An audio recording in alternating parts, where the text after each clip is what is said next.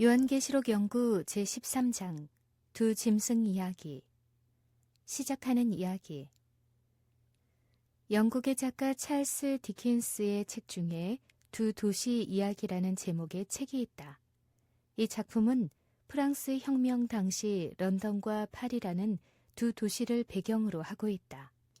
두 도시는 서로 멀리 떨어져 있지만 두 도시를 연결하여 벌어지는 파란만장한 스토리와 긴박한 두 도시의 전경 묘사가 탁월해 세계적으로 널리 애독되는 책이다. 요한계시록 13장에는 두 짐승의 이야기가 나온다.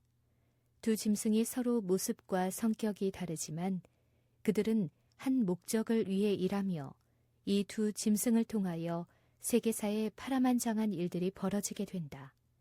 이제 흥미진진한 두 짐승의 이야기 속으로 들어가 보자. 요한계시록 12장은 사단이 하나님의 백성들과 마지막 전쟁을 하기로 결심하는 장면으로 끝을 맺었다. 13장은 마지막 때에 사단이 그 결심을 누구와 함께 어떻게 실천에 옮기는가를 보여주고 있다. 요한계시록 13장에서는 바닷가 모래 위에 서서 사단의 지휘를 받아 성도들을 핍박할 두 짐승이 출현한다. 먼저 바다에서 나온 짐승은 뿔이 10이고 머리가 7이어서 용을 닮았다. 용, 즉 사단이 짐승에게 자기의 능력과 보좌와 큰 권세를 주므로 42달 동안 일할 권세를 받고 입을 벌려 하나님을 향하여 회방하며 성도들과 싸워 이기게 되고 나라들까지 다스리는 권세를 받았다. 계시록 13장 5절부터 7절을 참조하라. 그러므로 이 짐승은 헬라, 즉 표범의 다신교 문화를 받아들이고 메데바사, 즉 곰의 잔인성을 소유하며 바벨론, 즉 사자의 우상 숭배를 계승하고 42달, 즉 1260년의 긴 기간 동안 교회와 나라들에게 큰 영향을 끼치며 역사상에 존재하는 어떤 세력임에 틀림없다. 두 번째 짐승은 계시록 13장 11절에서 18절에 나오는데 땅에서 올라오는데 이전의 짐승과는 모습이 완전히 다르다. 새끼양같이 두 뿔이 있어 양순하게 보이나 본질은 용처럼 말하는 강력한 세력이다. 사단이 다양한 세력을 이용한다는 것을 알 수 있다. 땅에서 올라왔다는 것은 백성과 나라, 즉 바다가 없는 곳에서 생겨났다는 것을 의미한다. 사단은 두 동맹 세력을 뒤에서 조종하여 그의 뜻을 이루려 한다. 우리는 마지막 때의 대환란을 피하고 승리하기 위하여 그 짐승들의 정체를 정확히 알아야 하기 때문에 13장을 면밀히 연구할 필요가 있다. 1. 바다에서 올라온 짐승의 모습은 어떠했는가? 계시록 13장 1절 2절. 내가 보니 바다에서 한 짐승이 나오는데 뿔이 10이요 머리가 7이라. 그 뿔에는 10 면류관이 있고 그 머리들에는 참남된 이름들이 있더라.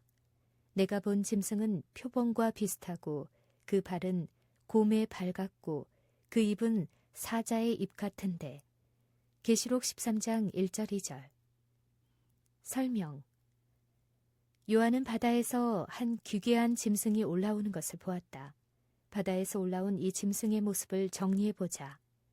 이 짐승은 표범과 비슷하지만 발은 곰의 발이었고 그 입은 사자의 입 같았다. 머리는 7인데 참남된 이름들이 있었으며 뿔은 10개가 달려 있었다. 뿔마다 면류관이 있었다. 사자의 입처럼 큰 소리로 포효하며 곰의 발처럼 강력한 힘을 휘두르며 표범처럼 날쌔게 움직이는 10뿔 가진 이 짐승의 모습은 다니엘 7장의 바벨론과 메데파사, 헬라, 그리고 로마를 연상하게 한다. 그러므로 이 짐승은 그들의 특성을 다 가지고 있다는 말이 된다. 이 짐승은 다니엘 7장에 등장하는 네 짐승을 합쳐놓은 것과 같은 모습이다. 알기 쉽게 표를 만들어 보면 다음과 같다. 다니엘 7장 네 짐승인 사자, 계시록 13장 첫 짐승인 사자의 입, 의미는 바벨론이다. 다니엘 7장의 네 짐승 중 곰은 계시록 13장 첫 짐승인 곰의 발. 이것은 메디아와 페르시아를 의미한다. 다니엘 7장 네 짐승 중 표범은 계시록 13장 첫 짐승인 표범과 비슷하다. 의미는 헬라, 그리스를 의미한다. 다니엘 7장 네 짐승 중 열불 가진 짐승은 계시록 13장 첫 짐승, 뿔이 열과 같다. 의미는 로마이다. 다니엘 7장 네 짐승 머리가 7이다. 계시록 13장 첫 짐승 역시 머리가 7이다. 표를 통해서 우리가 알 수 있는 것은 요한계시록 13장에 나오는 첫째 짐승이 다니엘 7장에 나오는 네 나라의 특성을 복합적으로 가지고 있다는 것이다. 머리가 7인 것도 똑같다. 그런데 네 짐승이 나타내고 있는 나라들은 역사상 하나님의 성도들을 괴롭히고 그 성전을 파괴한 세력들이다. 그렇다면 우리는 요한계시록 13장에 등장하는 첫 번째 짐승의 정체와 성격을 짐작할 수 있게 된다. 요한계시록 13장의 첫 짐승이 바다에서 나왔다는 것은 다니엘 7장의 네 짐승들이 바다에서 나온 것을 연상시킨다. 바다는 성경 예언에서 백성, 무리, 열국과 방언을 표상한다. 계시록 17장 15절을 참조하라. 그러므로 짐승이 바다에서 나왔다는 사실은 그와 같은 권력이 인구가 조밀한 지방에서 일어날 것을 나타내고 다니엘 7장 2절 3절에서 알 수 있는 것과 같이 바람이 바다로 몰려 분다라는 것은 내란, 정치적 소요, 혁명 등이 있음을 의미하므로 이 짐승은 열국과 무리 중에서 전쟁과 소요를 틈타 등장한 세력이다. 요한계시록 12장과 13장은 연결된다. 12장의 붉은 용과 13장의 바다에서 올라온 짐승은 같은 모습을 가졌다. 둘 다 7머리와 10뿔을 가진 것이다. 이것은 용과 짐승이 같은 세력에 속해 있음을 말해주고 있다. 더구나 13장 2절에 보면 용이 자기의 능력과 보좌와 큰 권세를 받아 짐승에게 주어 자기를 위해 일하게 한다. 짐승은 성경 예언에서 어떤 정치적 세력이나 나라를 의미한다. 다니엘서에서 우리는 사자가 바벨론을, 곰이 메데파사를 의미하는 것을 알고 있다. 짐승의 머리는 그 나라를 다스리는 왕이나 세력을 상징한다. 계시록 17장 9절에서 10절을 참조하라. 다니엘 7장에서 헬라를 상징하는 표범 같은 짐승은 머리가 4시 달렸었는데 이것은 헬라가 4나라로 혹은 4개의 세력권으로 갈라질 것을 뜻하는 것이다. 바다에서 나온 짐승이 머리가 7이라는 것은 그 짐승이 지금까지 하나님의 백성들을 대적해온 7 세력들의 특성을 간직하고 있다는 것을 나타낸다. 즉, 애굽, 아시리아, 바벨론, 메데파사, 헬라, 다신교 로마, 그리고 교황 로마가 그것이다. 혹은 바벨론, 메데파사, 헬라, 다신교 로마, 교황 로마, 쇠퇴한 교황 로마, 다시 부흥할 교황 로마로 해석할 수도 있다. 뿔은 정치적인 세력을 상징한다. 계시록 17장 12절을 참조하라. 10뿔은 10왕 혹은 10나라라고 볼 수 있다. 7머리와 10뿔은 다니엘서에도 나오며 이교 로마가 멸망한 후에 등장한 정치적, 종교적 세력을 의미하므로 여기에서도 같은 세력으로 보아야 할 것이다. 2. 짐승에게 무슨 일이 벌어지는가? 계시록 13장 2절에서 5절. 용이 자기의 능력과 보좌와 큰 권세를 그에게 주었더라. 그의 머리 하나가 상하여 죽게 된 것 같더니 그 죽게 되었던 상처가 나음에 온 땅이 이상히 여겨 짐승을 따르고 용이 짐승에게 권세를 주므로 용에게 경배하며 짐승에게 경배하여 가로되 누가 이 짐승과 같으뇨 누가 능히 이로 더불어 싸우리요 하더라. 또 짐승이 큰 말과 참남된 말하는 입을 받고 또 42달 일할 권세를 받으니라. 계시록 13장 2절에서 5절. 설명. 사단을 상징하는 용은 바다에서 올라온 짐승에게 능력과 보좌와 큰 권세를 준다. 그리하여 실제적으로 강력한 권세를 가진 용의 대리자가 이 지상에 존재하게 되는 것이다. 이 짐승은 지금까지 하나님의 백성들을 핍박하고 하나님을 대적한 네 나라들의 특성을 복합적으로 지니고 있는 교묘하고도 강력한 세력이다. 그렇다면 이 무서운 세력의 정체는 무엇인가? 다행히도 힌트를 얻을 수 있는 구절이 있다. 바로 42달 일할 권세를 받았다는 말씀이다. 우리는 요한계시록 11장에서 42달, 즉 1260일이 실제로는 1260년의 기간이며 이 기간 동안 권세를 가지고 성도들을 핍박한 세력이 로마 교황권의 세력인 것을 이미 공부하였다.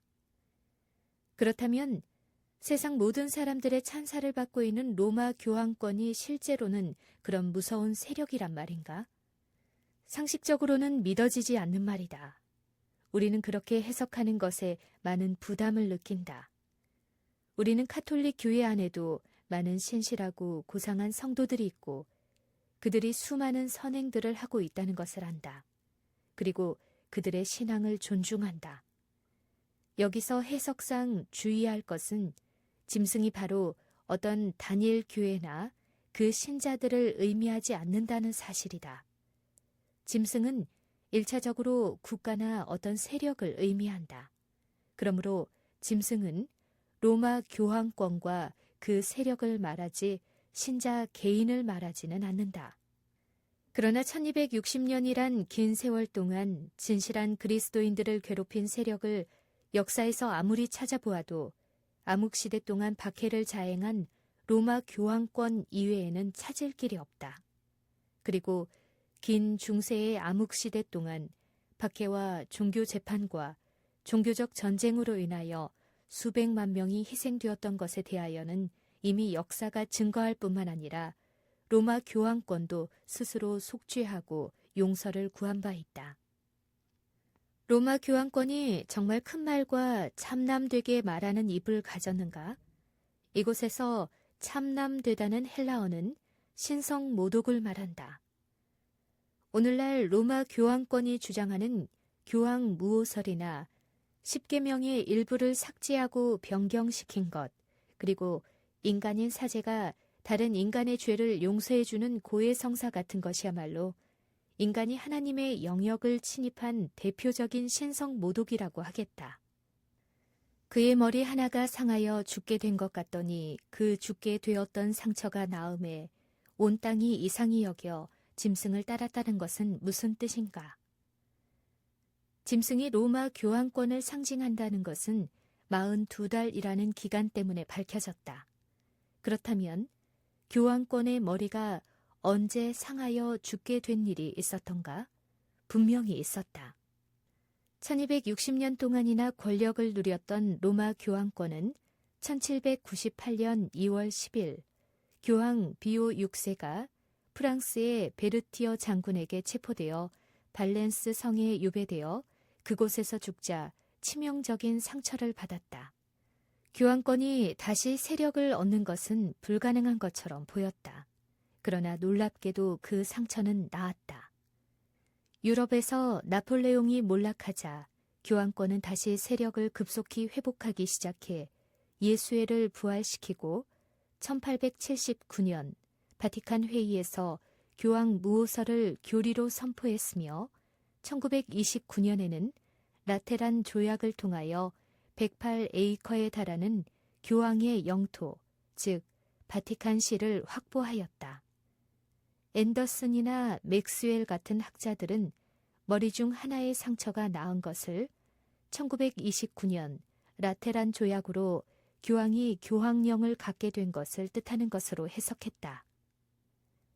오늘날 로마 교황은 12억의 신자를 가지고 전 세계의 대사를 파견하는 막강한 영향력을 가지게 되었다.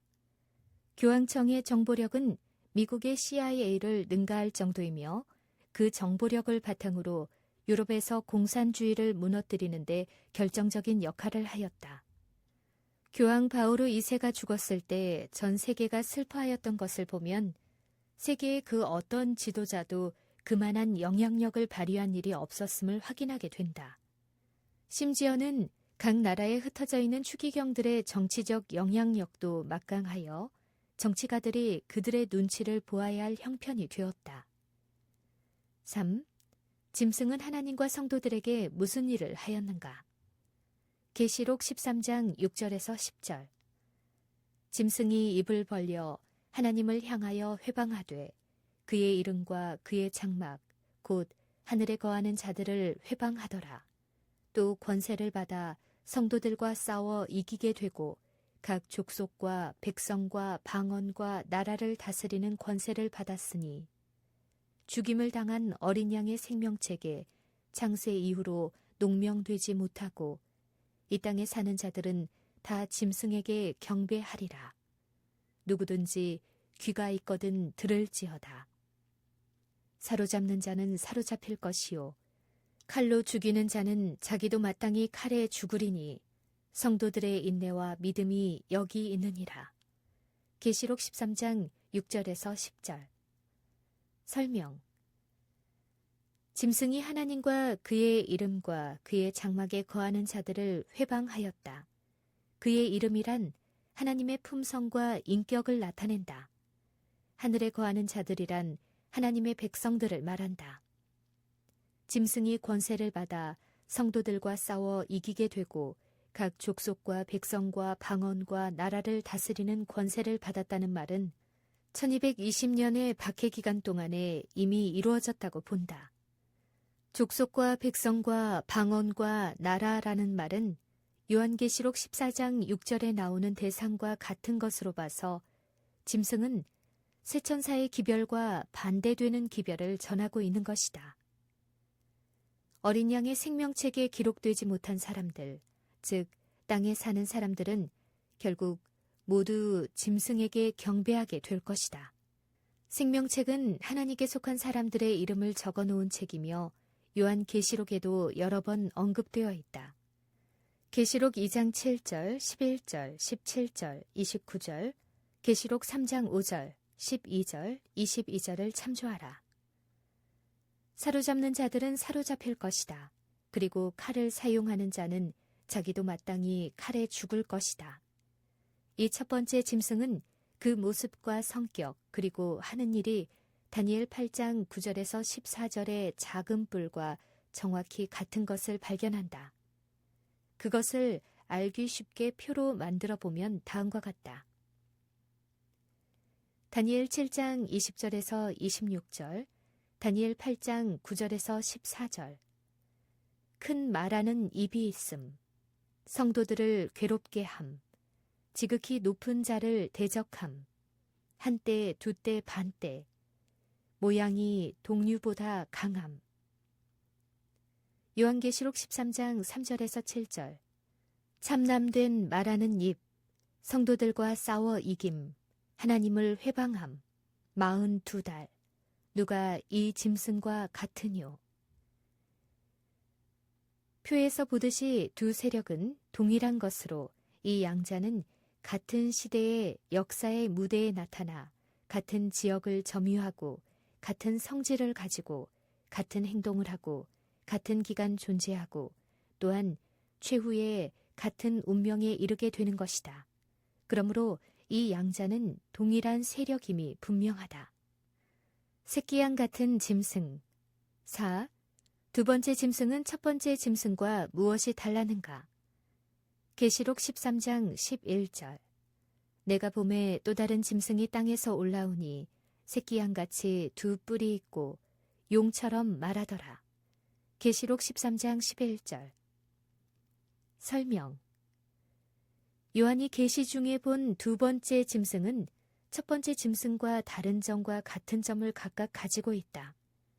두 번째 짐승은 분명히 먼저 나온 짐승과는 다르다. 첫 번째 짐승은 바다에서 올라왔는데 이 짐승은 땅에서 올라왔다. 이 땅은 요한계시록 12장 16절에 등장하는 땅과 동일한 땅이다. 처음 짐승은 10나라를 상징하는 10뿔이 있었는데 땅의 짐승은 새끼양 같은 2뿔이 있었다. 그러나 거기에는 면류관은 없었다. 또한 첫 번째 짐승은 무서운 모습이었으나 땅에서 올라온 짐승은 겉으로는 온순한 새끼양 같은 모습을 하고 있었다. 먼저 다른 점부터 살펴보기로 하자. 이 짐승은 바다가 아니고 땅에서 올라왔다. 예언 해석에서 바다는 무리나 백성들을 의미한다. 계시록 13장 1절, 계시록 17장 1절, 이사야 8장 7절에서 8절을 참조하라. 땅은 반대로 사람이 없는 곳, 황량한 곳을 상징한다. 그렇다면 첫째 짐승이 42달 동안, 즉 1260년 동안 성도들을 괴롭게 하는 기간이 끝날 때쯤 1798년이 끝날 때 사람이 많이 없는 황량한 곳에서 이 세상에 등장한 새로운 나라는 무엇인가? 성경 예언에 나올 만큼 전 세계의 이목을 끈 중요한 나라는 무엇인가? 새끼양같이 유순하게 보였던 신생 국가는 어떤 나라였던가? 더군다나 이 나라는 첫째 짐승의 10뿔, 즉 유럽의 10나라와는 다른 새로운 뿔이기 때문에 유럽 이외의 곳에서 생겨난 나라일 것이다. 아무리 살펴보아도 이러한 조건에 맞는 나라는 1776년에 아메리카 대륙에서 독립을 선언한 신생 아메리카 합중국, 즉 미국 외에는 없다는 사실을 우리는 인정하지 않을 수 없다. 성경학자들은 예언된 두 번째 짐승을 미국에 적용시키는 것을 주저하고 단순히 사단의 세력을 상징하는 것으로 해석한다. 그러나 요한계시록의 예언이 단순히 상징이 아니고 하나님의 백성들과 사단과의 대쟁투를 기록한 계시의 책이라면 오늘날 세계의 패권을 장악하고 있으며 마지막 대쟁투에서 중요한 역할을 감당할 미국이 성경 예언에 등장하지 않을 리가 없다. 땅에서 올라온 이 짐승은 2뿔을 가지고 있었다. 2뿔은 두 나라나 두 세력을 의미한다. 그러나 첫째 짐승이 10뿔의 각각 면류관을 가지고 있어서 왕권을 가진 나라를 상징했음에 반하여 두 번째 짐승은 면류관 없는 2뿔을 가지고 있었다. 그러므로 2뿔이 왕권이라기보다는 두 세력이나 이념으로도 볼 수 있다. 그러면 신생국가 미국에 무슨 세력이 두 가지가 있어서 2뿔이라 했단 말인가? 어떤 학자들은 2뿔을 미국을 지탱하고 있는 두 가지 건국 정신으로 해석한다. 즉, 민주주의와 종교 자유가 그것이다. 2뿔을 미국을 오늘날의 초강대국으로 만든 두 가지 정신적 힘으로 보는 것이다. 이와 비슷한 해석으로 2뿔을 미국이 표방하고 있는 정치와 종교의 분리로 보는 견해도 있다. 또 다른 학자들은 2뿔을 남북전쟁 당시에 북부와 남부로 보기도 한다. 그러나 확실한 해석은 쉽지 않으며 대부분의 성경 주석들은 2뿔에 큰 의미를 두지는 않는다.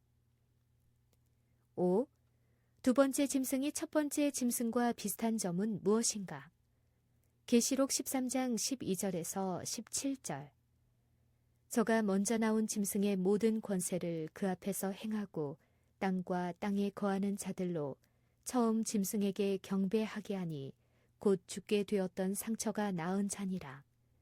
큰 이적을 행하되 심지어 사람들 앞에서 불이 하늘로부터 땅에 내려오게 하고 짐승 앞에서 받은 바 이적을 행함으로 땅에 거하는 자들을 미혹하며 땅에 거하는 자들에게 이르기를 칼에 상하였다가 살아난 짐승을 위하여 우상을 만들라 하더라. 저가 권세를 받아 그 짐승의 우상에게 생기를 주어 그 짐승의 우상으로 말하게 하고 또 짐승의 우상에게 경배하지 아니하는 자는 몇이든지 다 죽이게 하더라.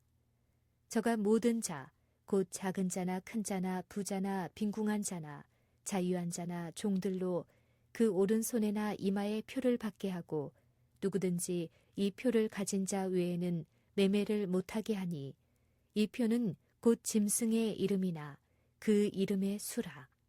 계시록 13장 12절에서 17절. 설명. 위의 구절들에는 두 짐승이 닮은 점이 기록되어 있다. 두 번째 짐승의 모습과 행동은 현저한 모순이 있다. 이 짐승은 겉으로는 새끼 양처럼 순하게 보였으나 용처럼 말하였다. 또한 그는 처음 짐승의 모든 권세를 그 앞에서 행하고 땅과 땅에 거하는 자들로 처음 짐승에게 경배하게 할 것이다. 또한 처음 짐승에게 받은 이적을 행하되 심지어 사람들 앞에서 불이 하늘로부터 땅에 내려오게도 할 것이다. 이것은 분명히 갈멜산에서의 이적, 열왕기상 18장 38절을 참조하라. 이 이적을 위조하여 사람들을 미혹하려는 시도일 것이다. 재림교의 학자들은 이것을 강신술로 해석한다.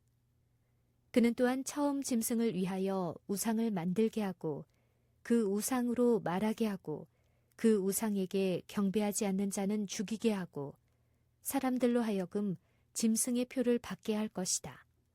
이 짐승을 미국에 적용시키면 이러한 일들은 미래에 일어날 것임이 명백하다. 아직은 이러한 일이 일어날 전조만 보일 뿐이다. 땅에서 올라온 두 번째 짐승은 바다에서 올라온 첫 번째 짐승과 긴밀히 연결되어 있다.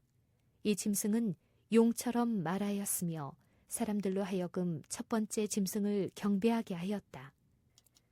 이 예언은 두 번째 짐승이 새끼양 같은 그의 겉모습과는 정반대되는 일을 자행할 것을 말해주고 있다.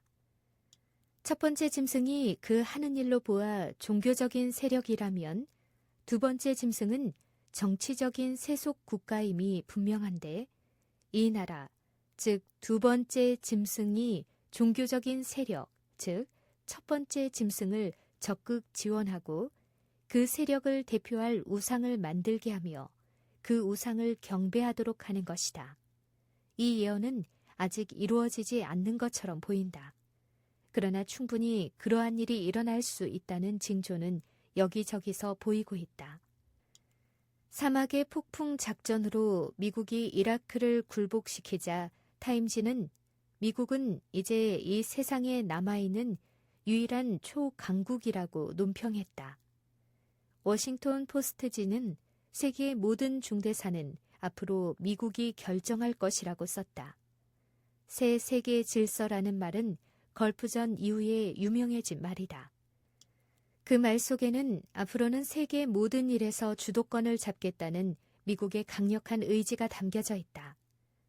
1992년 2월 24일자 타임지는 교황 바오로 2세와 레이건 대통령의 사진을 나란히 싣고 신성동맹이라고 대서특필하였다. 오늘날 미국은 세계 각국의 전쟁과 정치 그리고 경제에 깊숙이 관여하고 있으며 그야말로 세계의 경찰이요, 새 세계 질서를 주도하는 초강대국으로 성장하였다. 짐승의 우상이란 무엇을 말하는가? 땅에서 올라온 짐승은 바다에서 올라온 짐승을 위하여 우상을 만들고 그 짐승의 우상에게 생기를 주어 말하게 한다. 그리고 우상에게 경배하지 않는 자는 죽이게 한다. 이것은 다니엘서에서 느부갓네살 왕이 만든 우상을 생각나게 한다. 왕은 두라 평지에 거대한 금 우상을 세우고 사람들로 하여금 경배하게 했다. 그것은 그의 나라가 영원하기를 염원하는 우상이었고 거절하는 사람들은 어려운 때 나라를 사랑하지 않는 반역자로 몰아 모두 죽임을 당하였다. 우상에게 경배하기를 거절하는 사람들을 처벌할 명분이 당당했던 것이다.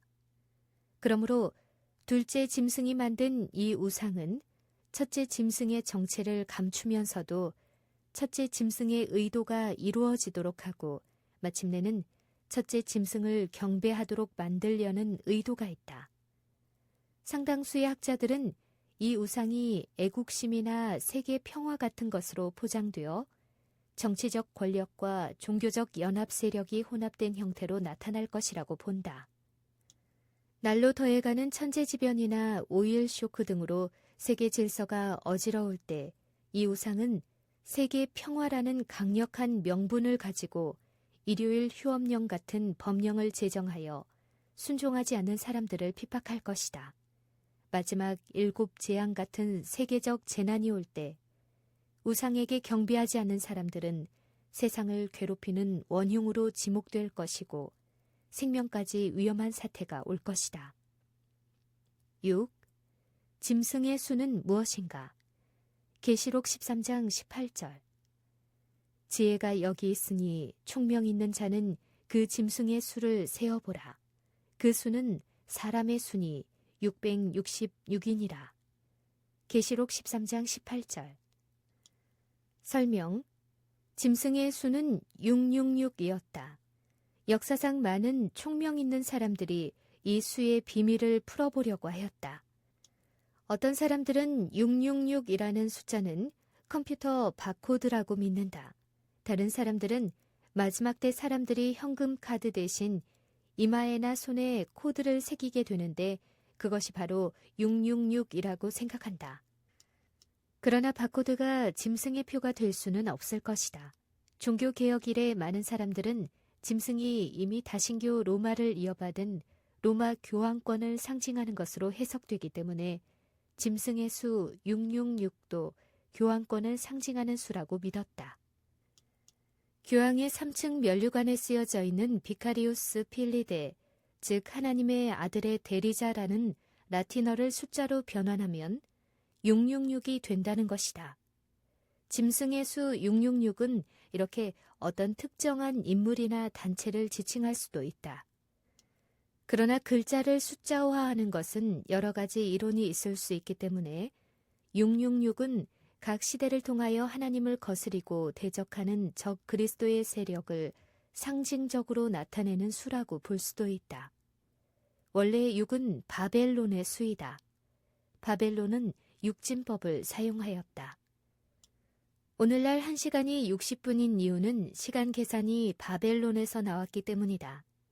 바벨론 왕 느부갓네살이 두라 평지에 세운 우상의 크기도 높이가 60규빗이고 넓이가 6규빗이었다. 바벨론의 사제들이 사용하던 신비한 숫자의 부적도 가로 세로의 합이 어느 것이나 666이 되게 되어 있다. 7은 충만하고 완전한 하나님의 수지만 6은 불완전하고 모자란 사단적 수다. 6이 3번 겹쳐 나오는 것은 하나님의 삼위일체를 모방한 것이다. 그러므로 666은 사람의 수로 이루어진 사단적인 삼위일체의 세력을 말하는 것일 것이다. 명상할 문제. 마지막 시대는 선악간의 대쟁투가 가장 격렬한 때다. 사단이 그의 때가 얼마 남지 않은 것을 깨닫고 최후의 투쟁을 전개할 때다. 모든 사람들은 짐승의 표를 받든지 하나님의 인을 받든지 둘 중에 하나를 선택해야 한다. 그것은 사람들의 영원한 운명을 결정한다. 나는 어느 편에 서 있는가? 나는 하나님의 말씀에 순종하기로 결심했는가?